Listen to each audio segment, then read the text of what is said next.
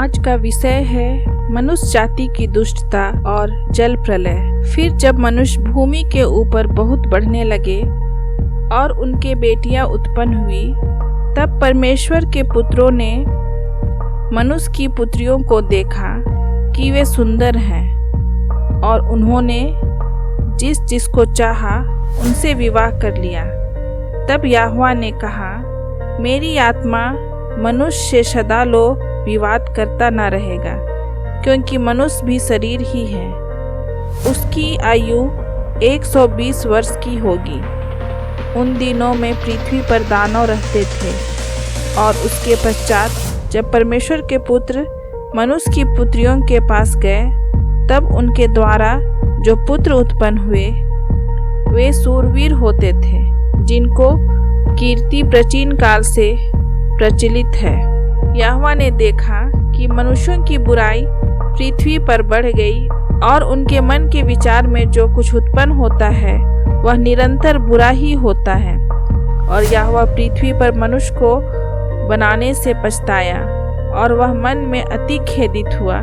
तब यहोवा ने कहा, मैं मनुष्य को जिसकी मैंने सृष्टि की है पृथ्वी के ऊपर से मिटा दूंगा।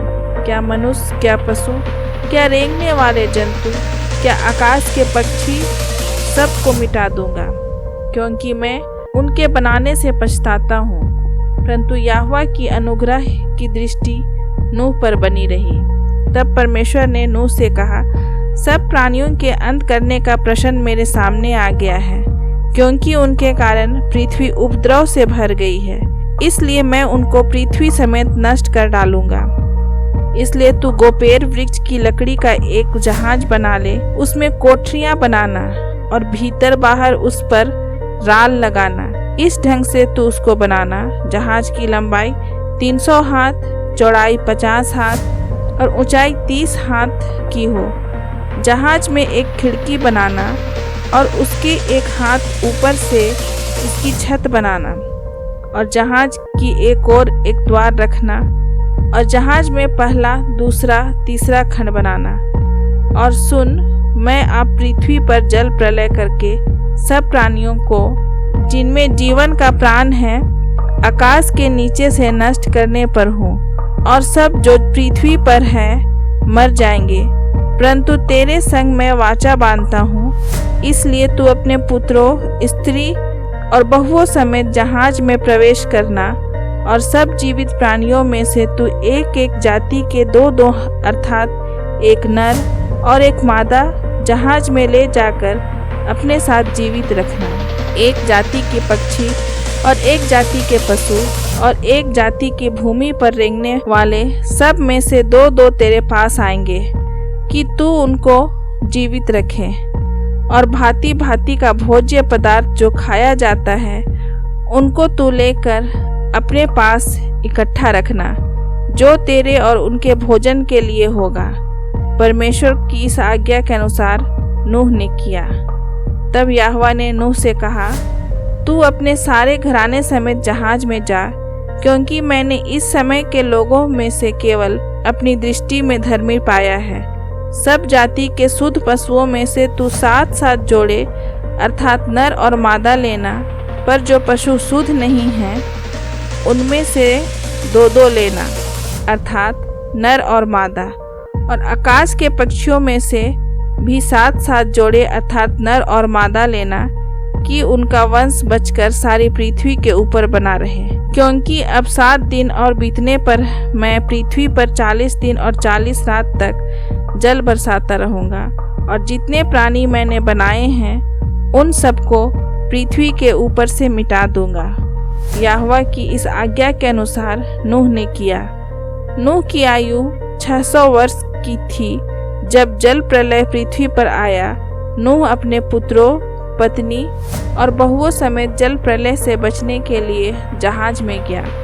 शुद्ध और अशुद्ध दोनों प्रकार के पशुओं में से, पक्षियाँ और भूमि पर रेंगने वाले जंतुओं में से 2 अर्थात नर और मादा जहाज में नूह के पास गए। इस प्रकार परमेश्वर ने नूह को आज्ञा दी थी। 7 दिन के उपरांत प्रलय का जल पृथ्वी पर आने लगा।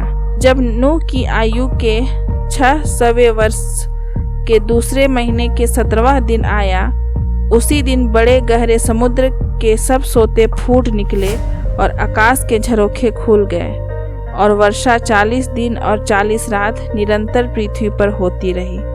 ठीक उसी दिन नूह अपने पुत्र सेम, हाम और येपेत और अपनी पत्नी और तीनों बहुओं समेत और उनके संग एक एक जाति के सब बनेले पशु और एक एक जाति के सब घरेलू पशु और एक एक जाति के सब पृथ्वी पर रेंगने वाले जंतु और एक एक जाति के सब उड़ने वाले पक्षी जहाज में गए। जितने प्राणियों में जीवन का प्राण था, उनकी सब जातियों में से दो दो नूह के पास जहाज में गए, और जो गए वे परमेश्वर की आज्ञा के अनुसार सब जाति के प्राणियों में से नर और मादा गए।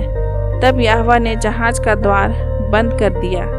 पृथ्वी पर 40 दिन तक जल प्रलय होता रहा और पानी बहुत बढ़ता ही गया, जिससे जहाज ऊपर को उठने लगा और वह पृथ्वी पर से ऊंचा उठ गया।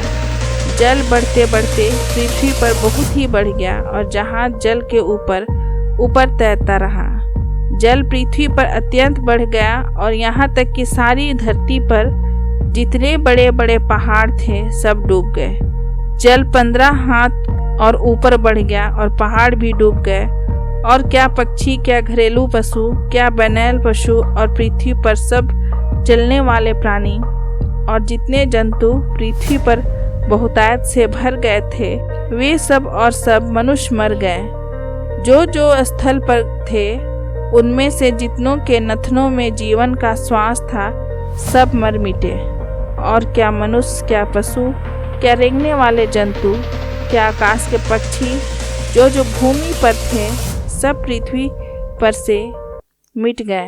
केवल नूह और जितने उसके संग जहाज में थे वे ही बच गए, और जल पृथ्वी पर 150 दिन तक प्रबल रहा। परंतु परमेश्वर ने नूह और जितने बनैल पशु और घरेलू पशु उसके संग जहाज में थे उन सभों की सुधि ली, और परमेश्वर ने पृथ्वी पर पवन बहाई और जल घटने लगा, और गहरे समुद्र के सोते और आकाश के झरोखे बंद हो गए, और उससे जो वर्षा होती थी वह भी रुक गई। और 150 दिन पश्चात जल पृथ्वी पर से लगातार घटने लगा। 7वें महीने के 17वें दिन को जहाज अरारत नामक पहाड़ पर टिक गया, और जल 10वें महीने तक घटता चला गया। और 10वें महीने के पहले दिन को पहाड़ों की चोटियां दिखाई दी। फिर ऐसा हुआ कि 40 दिन के पश्चात नूह ने अपने बनाए हुए जहाज की खिड़की को खोलकर एक कौवा उड़ा दिया। जब तक जल पृथ्वी पर से सूख न गया तब तक कौवा इधर उधर फिरता रहा। फिर उसने अपने पास से एक कबूतरी को भी उड़ा दिया कि देखें कि जल भूमि पर से घट गया कि नहीं। उस कबूतरी को अपने पैर टेकने के लिए कोई आधार न मिला, तो वह उसके पास जहाज में लौट गई, क्योंकि सारी पृथ्वी के ऊपर जल ही जल छाया था। तब उसने हाथ बढ़ाकर उसे अपने पास जहाज में ले लिया। तब और 7 दिन तक ठहर कर उसने उसी कबूतरी को जहाज से फिर उड़ा दिया। और कबूतरी सांझ के समय उसके पास आई तो क्या देखा कि उसके चोंच में जैतून का एक नया पत्ता है। इससे नूह ने जान लिया कि जल पृथ्वी पर घट गया है। फिर उसने 7 दिन और ठहर कर उसी कबूतरी को उड़ा दिया, और वह उसके पास फिर कभी लौट कर नहीं आई। नूह की आयु के 601 वर्ष के पहले महीने के पहले दिन जल पृथ्वी पर से सूख गया। तब नूह ने जहाज की छत खोलकर क्या देखा कि धरती सूख गई है, और दूसरे महीने के 27वें दिन को पृथ्वी पूरी रीति से सूख गई। तब परमेश्वर ने नूह से कहा, तू अपने पुत्रों, पत्नी और बहुओं समेत जहाज में से निकल आ। क्या पक्षी, क्या पशु, क्या सब भांति के रेंगने वाले जंतु जो पृथ्वी पर रेंगते हैं, जितने शरीरधारी जीव जंतु तेरे संग हैं, उन सबको अपने साथ निकाल ले आ, कि पृथ्वी पर उनसे बहुत बच्चे उत्पन्न हो और वे फूले फले और पृथ्वी पर फैल जाए। तब नूह और उसके पुत्रों और पत्नी और बहुएं निकल आईं और सब चौपाए रेंगने वाले जंतु और पक्षी और जितने जीव जंतु पृथ्वी पर चलते फिरते हैं सब जाति जाति करके जहाज में से निकल आए।